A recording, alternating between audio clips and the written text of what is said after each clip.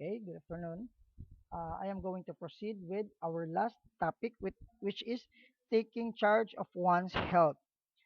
Now, how important it is, no? Before anything else, no, tong gibasa, no, nga, kana abang, ito nag-iingon dire, no, nga, how to become a better student. Now, uh, part of that, no, is taking charge of one's health. Unsa man ka importante, especially right now that we are in the midst of pandemic. Now, um, mangutana lang ko no kung unsay inyo ang mga ways. Siguro ang uban, they are planting, na uban, they are fond of playing ML. No, ang uban, they spend a lot of time watching television, listening radio, anya napoy uban no nga nag-biking, no, nag-biking sila. Ang uban, nanguma, no, which is good, no. Pero mo say ang pinaka-purpose no nga mo na siyang gikuan ni siya dire is parehara na to tanan, no. How can you be a better student kung you're not healthy? No? How can you be a successful person, no? Sitting kuan ko no, how to become a successful sa itong topic, how to become a successful person lagi, no. So of course you will never be successful when you're not healthy. Right now naay dako kayong hagit, no, about sa pandemic, sa second wave. I hope so nga dili niya mahitabo, no. Dili man ako rin ni hope, but everybody hopes no nga di na mahitabo. So okay, ingon re, there are several factors that may affect our health, no. The environment, particularly the condition of where we live, the genetics, our relationship with people, and personality have significant impacts on our health. Tinuod, no? When we say environment, of course, atong palibot. So like kung limpyo ang inyoha, no, daghang tanom, walay kanal, limpyo ang surroundings, like wala kayo mga sagbot. So ang atong kuan gyud, we can expect no nga ma-healthy ta, layo ra ta sa dengue or something nga sakit para nang langaw ana, no nga motugpa sa pagkaon, so magkasakit ta ana. Genetically, of course, we cannot we cannot hide, no, we cannot deny it, no nga genetically it really happens nga pwede na to siya makuha, no, pwede na to siya ma-acquire from our genes sa to ang mga unsa man mga foster parents na to, itong mga lolo lula ana. So sa atong ginikanan pod, like if you are ang imong sa mother side nimo diabetic, sa imong papa high blood, so you have to be very careful with your lifestyle kay pwede man na siya, no, makuha na nimo, ma-acquire nimo ng mga sakita. Our relationship with people, yes, no, um dili pasabot nga you are dako kag lawas, no, dako kag lawas, puti kag panit, no, hayag kag panit kay si kag luta, or like shall we say red kay imong lips, you're healthy already and you're not vulnerable to any diseases or illnesses. Okay, usahay ma-acquire na to ang kanang gitawag na to unhealthy or ang sakit, sorry, makakuha tag sakit uh, sa atong hunahuna, no, pinaagi sa atong hunahuna, like for example, if you are that type of person nga dili kay ka kuha, no, you are murag spend mo imong whole time talking with your friends through social media nya, wala na kay panahon nga makikistorya sa imong mama gani, sa imong close friend diya nga inyong silingan, wala kay time nga mogawas, or else nagsige lang kag duwa og ML. It is not good also because we have to uh communicate with or relate ourselves with other people. Relationships with people and personality have significant impacts on our health. Of course, ang atong personality, no. Unsa man atong personality? So usahay namtay panabot, no, nga naatay naatay flow, no, kada usa natay flow, natay mga raps and edges. Pong pani sige kanta anang All of Me, John Legend, natay mga raps and edges. Tinuod, no, dili ta perpekto with our personality. So of course somehow we have to be balanced.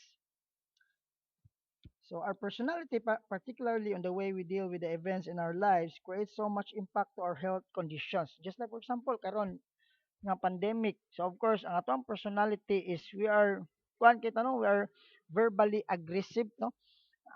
Sa unsa man nga paagi ma-apply nato siya as an example. Just like for example, we keep on complaining about the response of the local government unit no in terms of accommodating the needs of the people. Hatag og mga bugas, nga some ni kuwang man ni, some ni bugasay nga gibukbok naman ni no. Nga sardinas naman ni walay kuha na ni, way baboy ani.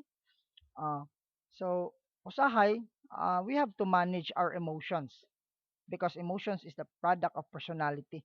So if imong personality is you're very aggressive jugay ka, somehow no you have to think rationally nga unsay it's good no you express your feelings because we are living in a democratic country pero dili pod maayo na sa imong health. Why? Aram na mo pauli sa imuha, no? Ang imong sani, ang imong mental health ma-compromise na.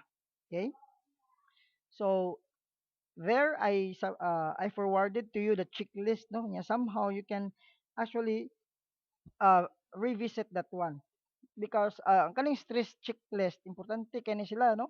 Mo nagingon ako no, even though you are eating healthy foods but you are not kana bang keeping your mind healthy from anything, especially to in kana bang perceiving response to the different happenings nowadays, you're not healthy. So of course it is very important to physically healthy and emotionally healthy. Kaya og atong i-define na ang health, it is a state of complete physical, mental, emotional, social, spiritual well-being which enables man to live more effectively and enjoyably. You have an able-bodied, you have a very able body, no, nga makaperform sa task, but in terms of emotions, less kayo imong temperance, no, less kayo dali ra ka masuko, dali ka mapungot, okay? So it's not good to ano bang mukabiling ka nga ingon somehow you have to think about keeping your mind healthy. Okay?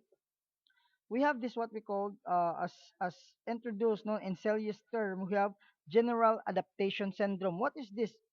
Or gas consists of three stages. We have alarm, resistance, and exhaustion. So the alarm stage is the body's first reaction to a stressor. So it is the temporary state of shock during which resistance to illness and stress falls below normal limits. So mingon tag alarm stage, mingon sila hala, naarbay COVID silingan na to. Wala na no, magpanic yun hala, magpanic. Okay?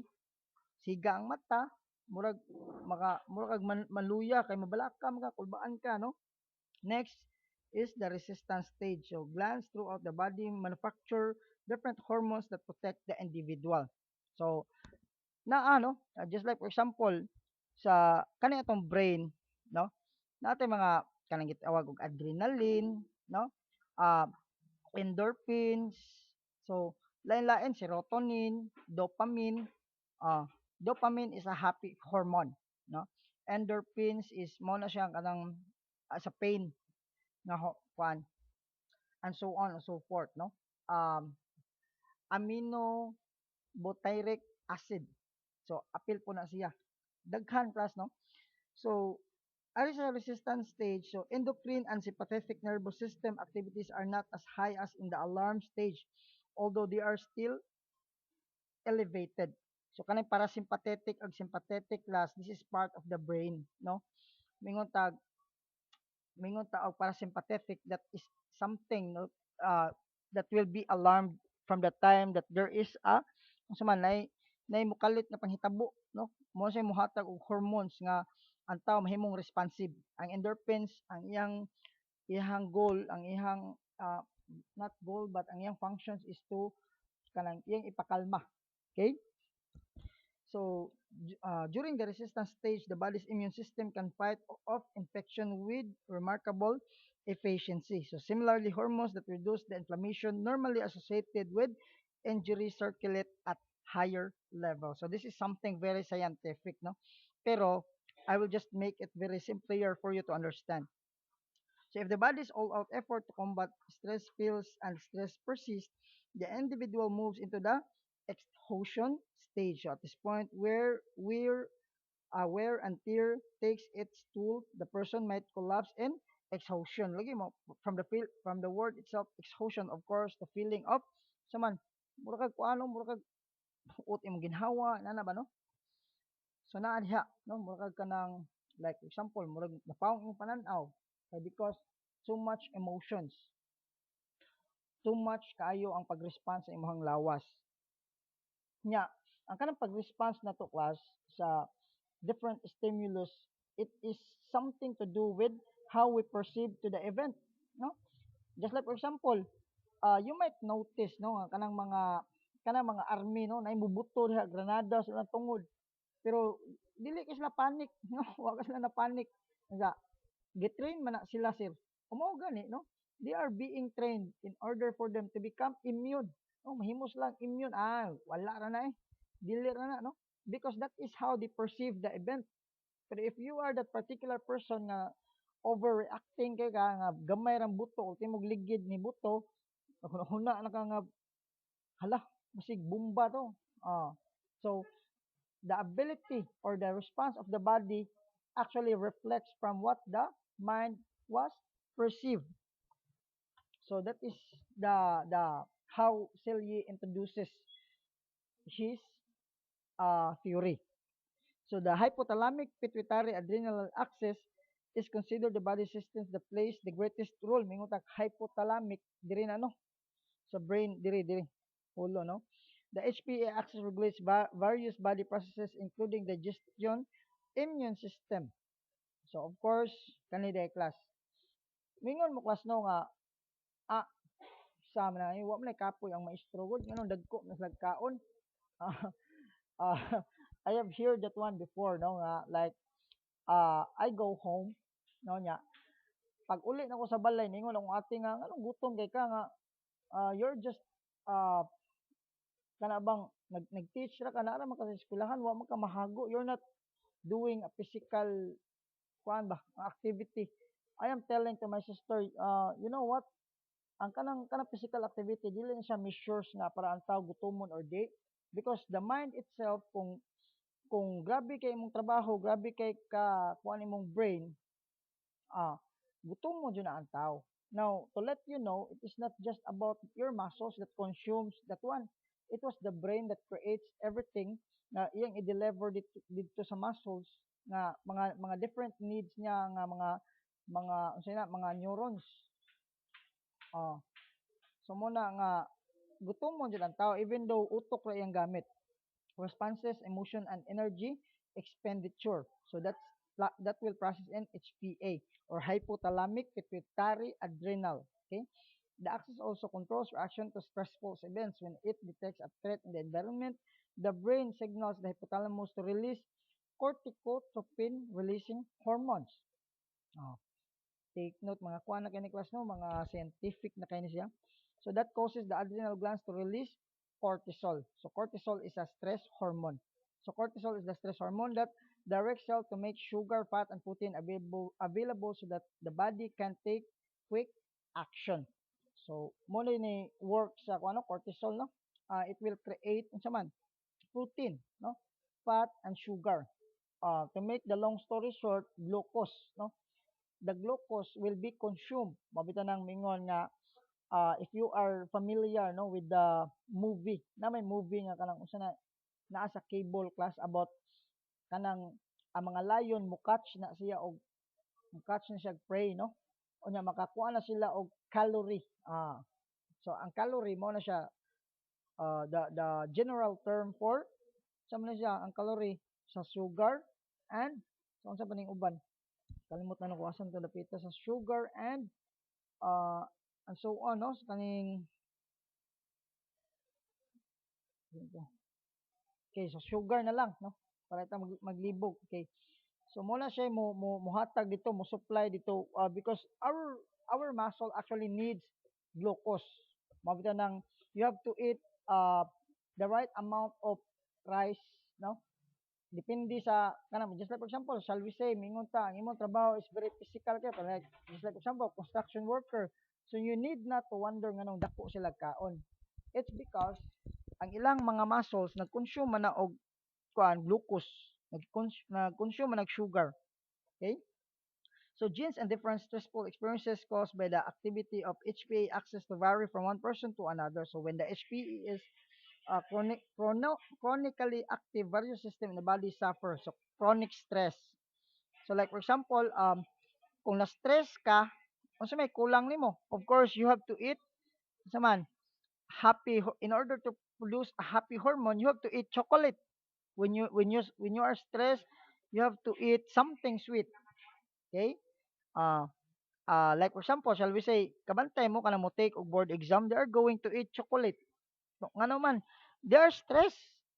And scientifically, of course, it was the dopamine which is being demanded from the body nga dapat maka-release sila ana ang brain maka-release og dopamine in order to sustain from that very stressful activity. Okay, so naa na pod taylain Rathos identify the following factors that cause one to be stressed out. Daily hassles. Mingon niya, mingon dahil mo sa moso, sir. Ay sa mi pasabmita ron sir, hasula sir, daghan na gipapasa mo ang ma'am sir. No? Household hassles, health hassles, physical illness, concern about medical treatment, and side effects of medication. Time pressure hassles, no? Mingon deadline na ugma, no? Environmental hassles, crime, neighborhood, pareha na magtuon na unta ka, sus, wa day ka kabalo, birthday sa imong silingan, nagbijoki bito na binuntagay, lagot kay ka, no? Inner concern hassles, being socially isolated, you're lonely, no? Kay imong uyab, nangaway pa gid nimo, no? Financial responsibility hassles, sus, daghan nagbayran na, oy, wala po ko'y loads, mama, wamatag kwarta. Work hassles. So of course, ningon imong mama nga, oy, Juan, nganong wa pa man ka nang nangumpay, way kanon ang baboy. And security hassles, of course, there's a threat in you, no? Terrorism, property investment, naingon nga, ay inyong balay, sunugos, inyong silingan, ana, no? So, daghan, so on and so forth.